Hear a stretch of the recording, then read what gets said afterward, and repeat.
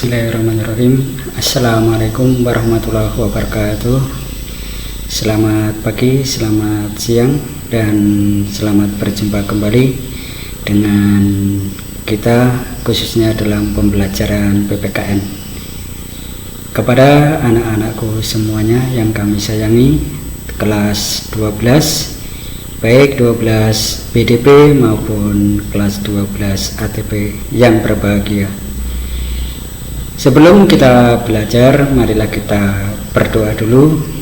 Semoga apa yang kita harapkan dapat hendaknya dikabulkan oleh Allah Subhanahu wa Ta'ala.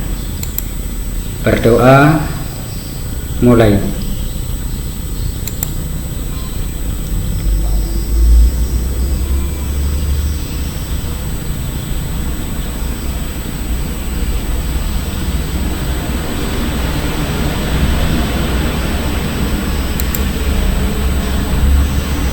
Oke, selesai. Penegak hukum yang ketiga adalah peran hakim sebagai pelaksana kekuasaan kehakiman. Nah, ini di dalam suatu pengadilan, maka yang memutuskan ini salah, ini tidak, ini dikenakan sekian tahun itu siapa? Nah, itu adalah hakim. Apa itu hakim? Maka pengertiannya, hakim adalah pejabat peradilan negara yang diberi wewenang oleh undang-undang untuk mengadili. Mengadili merupakan serangkaian tindakan hakim untuk menerima, memeriksa, dan memutuskan perkara hukum berdasarkan asas bebas, jujur, dan tidak memihak di sebuah sidang pengadilan berdasarkan ketentuan perundang-undangan. Maksudnya begini, tadi kan jaksa itu menyodorkan tuntutan. Misalkan ini tuntutannya di dalam BAP, berita acara, di dalam berita acara pelaksananya telah terjadi pembunuhan si H, mereka membunuh pada jam 4 pagi. Kemudian saksi kosong, bukti sandal, misalkan seperti itu. Maka nanti oleh kehakiman diterima perintah itu, kemudian diperiksa, diteliti kalimat BAP tadi.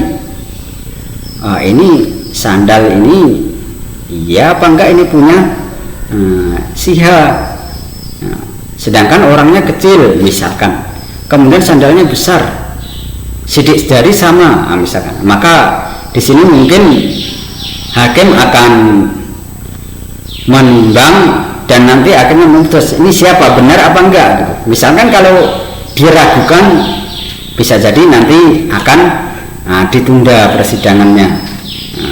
BAP kurang lengkap, misalnya ini sandal siapa, tidak, sandalnya sama semua, misalkan seperti itu. Itu mengenai pengertian kehakiman.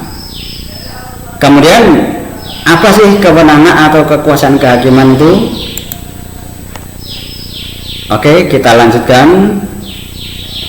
Menurut ketentuan Undang-Undang Republik Indonesia Nomor 48 Tahun 2009 tentang kekuasaan kehakiman, hakim diklasifikasikan menjadi atau dikelompokkan. Ini ada beberapa macam hakim.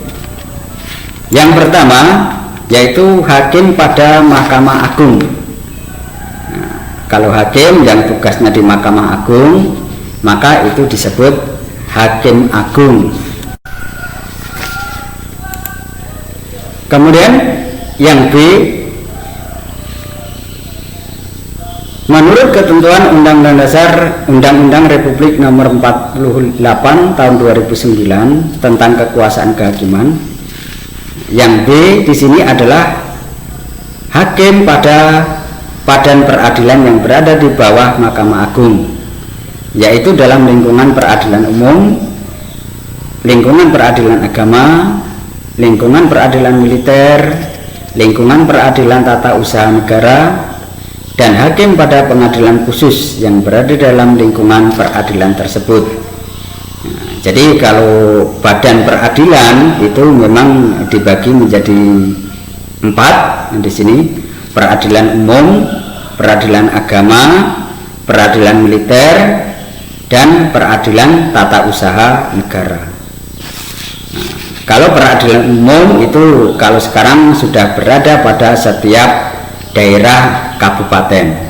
Jadi kalau setiap daerah kabupaten, misalkan di provinsi kita Indragiri Hulu, nah itu ada di Pematang Rebah. Nah itu namanya peradilan umum, yang tentunya mengadili atau memutuskan masalah-masalah yang umum. Itu sudah kita bahas dulu di kelas 11. Kemudian kita lanjutkan, yaitu yang C, yaitu hakim pada Mahkamah Konstitusi, yang disebut dengan hakim konstitusi. Nah, ini kan mungkin ada dengar ada Mahkamah Agung, ada Mahkamah Konstitusi. Maka kalau hakim yang bekerja di Mahkamah Konstitusi atau MK, maka dinamakan hakim konstitusi. Tugasnya juga berbeda antara A, B, dan C tadi. Yang mana kalau hakim konstitusi di sini hanya meneliti, memeriksa mengenai substansi daripada peraturan atau undang-undang itu. Maka undang-undang itu, misalkan kemarin itu terjadi penolakan oleh mahasiswa mengenai Omnibus Law atau undang-undang ketenaga kerjaan. Nah, maka itu yang memutuskan sebenarnya atau yang didemo itu sebenarnya Mahkamah Konstitusi, gitu. Mengapa? Nah, maka sebelum diundangkan tentunya akan diserahkan dulu ke Mahkamah Konstitusi. Undang-undang ini cacat hukum atau tidak, gitu. Nah, maka di sini adalah yang memeriksa nanti adalah hakim konstitusi. Oke. Penegak hukum yang selanjutnya, kalau ini nomor 3, berarti yang keempat, yaitu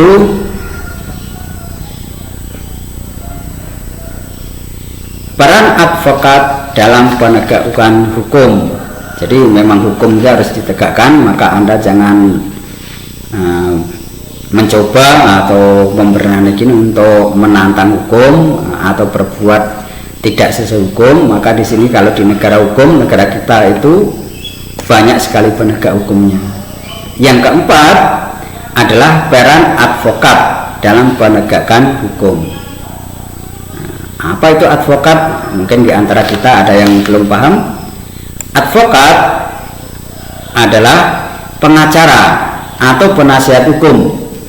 Adalah orang yang berprofesi memberi jasa hukum baik di dalam maupun di luar pengadilan.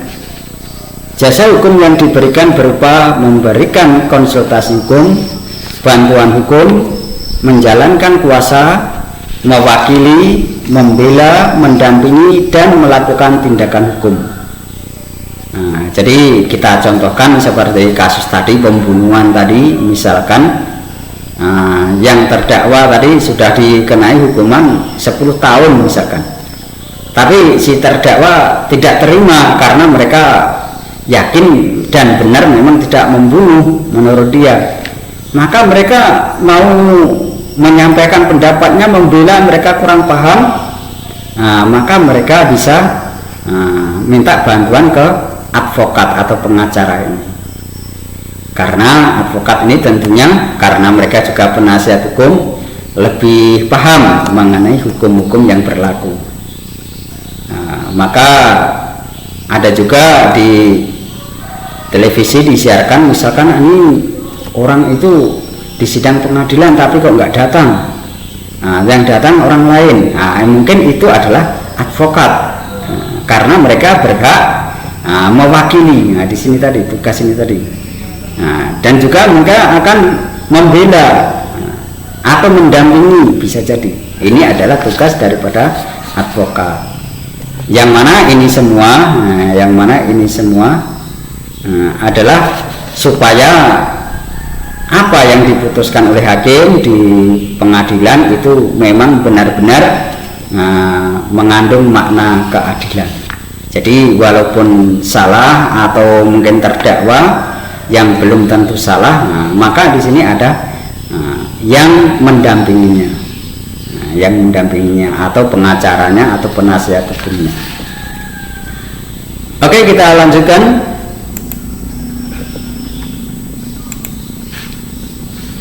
Masih mengenai peran advokat dalam penegakan hukum, maka melalui jasa hukum yang diberikan, advokat menjalankan tugas profesi demi tegaknya keadilan. Ini yang saya sampaikan tadi, berdasarkan hukum untuk kepentingan masyarakat pencari keadilan, termasuk usaha memberdayakan masyarakat dalam menyadari hak-hak fundamental mereka di depan hukum. Oke, itu mengenai peran penegak hukum di negara kita. Ada kepolisian, ada kejaksaan, ada kehakiman, dan yang keempat yaitu advokat. Oke, mudah-mudahan lebih jelas.